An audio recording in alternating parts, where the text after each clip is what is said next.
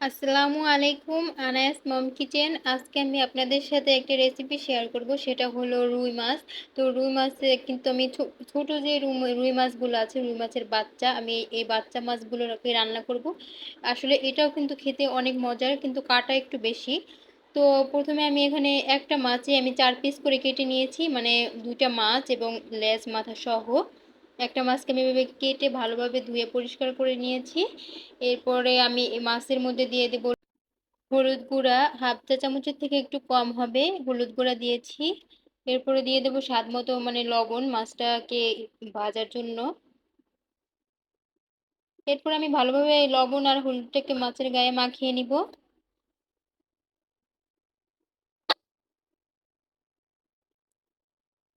দেখুন মাখানো হয়ে গেছে। এরপর যে আমি এখন চুলায় একটা প্যান বসিয়ে দিলাম, মাছগুলোকে ভেজে নিব।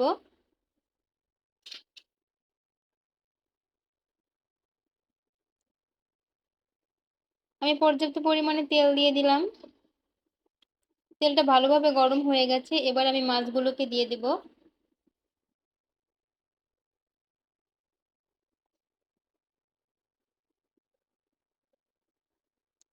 এক পিস ভালোভাবে ভাজা হয়ে গেলে তারপরে আমি উল্টে দিব। দেখুন আমার এক পিস ভালোভাবে ভাজা হয়ে গেছে, এবার আমি অপর পিসটাও ভালোভাবে ভাজার জন্য উল্টে দিচ্ছি।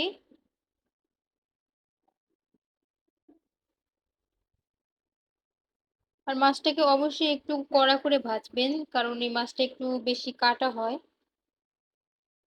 তো এরপর যে ভাজা শেষ, অন্য একটা কড়াই আমি তেল দিয়ে দিলাম। তারপরে দিয়ে দেবো পেঁয়াজ কুচি। এখানে আমি মাঝারি সাইজের 3টা পেঁয়াজ কুচি করে নিয়েছি। তো আপনারা আপনাদের প্রয়োজন অনুযায়ী আর একটু বেশি পেঁয়াজও দিতে পারেন, যেহেতু রান্নাটা পেঁয়াজের উপরে হবে। আর দিয়ে দিলাম হাফ চা চামচ আদা রসুন বাটা। আর দিয়ে দেবো স্বাদ মতো লবণ, হাফ চা চামচ হলুদ গুঁড়া, আর দিয়ে দেবো হাফ চা চামচ লাল মরিচের গুঁড়া, আর দিয়ে দেবো হাফ চা চামচের থেকে একটু বেশি ধনিয়ার গুঁড়া। এগুলো আমি 1 সেকেন্ড মতো একটু তেলের সাথে মশলাটাকে ভেজে নিব। এরপরে একটু সামান্য পরিমাণ পানি দিয়ে দেবো মশলাটা কষানোর জন্য। মশলাটার উপরে যখন তেল ভেসে উঠবে তখন এই বুঝে হয়ে যাবে যে মশলাটা হয়ে গেছে। তো দেখুন মশলাটা কিন্তু কষানো শেষ। এরপর যে আমি দিয়ে দেবো টমেটো। আমি এভাবে কুচি করে নিয়েছি 2টা টমেটো। মশলার সাথে আমি কিছুক্ষণ একটু টমেটোটাকে ভেজে তারপর উপর দিয়ে মাছগুলোকে দিয়ে দেব। আর পর্যাপ্ত পরিমাণে পানি দিয়ে দেব।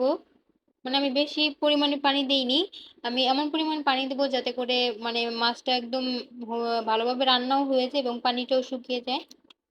তো ঢাকনা দিয়ে আমি অপেক্ষা করছি 10 মিনিট মিডিয়াম আঁচে। দেখুন 10 মিনিট পরে এখনো কিন্তু আমার অনেকটা পরিমাণে পানি আছে। তো এত পরিমাণে ঝোল আমি রাখবো না, সেজন্য ঢাকনা ছাড়া এবারে আমি আরো প্রায় 7-8 মিনিটের মতো রান্না করব।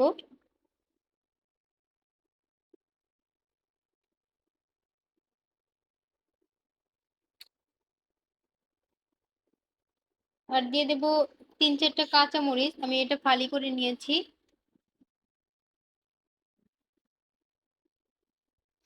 দিয়ে দেব স্বাদ মতো ধনিয়া পাতা কুচি।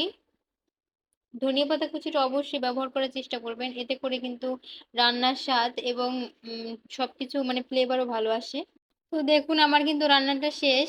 তো ভিডিওটা ভালো লাগলে অবশ্যই আমার চ্যানেলটা সাবস্ক্রাইব করবেন। আর সবাই ভালো থাকবেন। আল্লাহ হাফেজ।